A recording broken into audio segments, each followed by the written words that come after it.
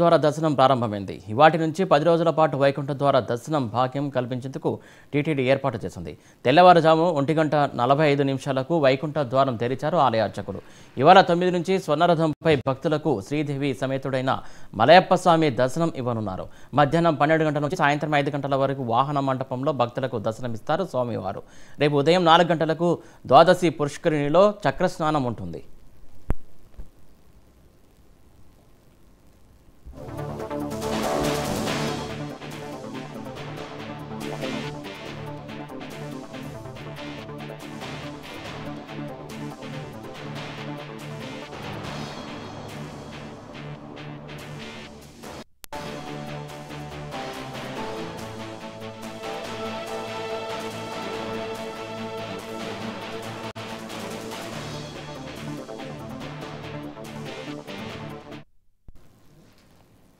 తిరుమల శ్రీవారి ఆలయంలో వైకుంఠ ద్వార దర్శనం ప్రారంభమైంది.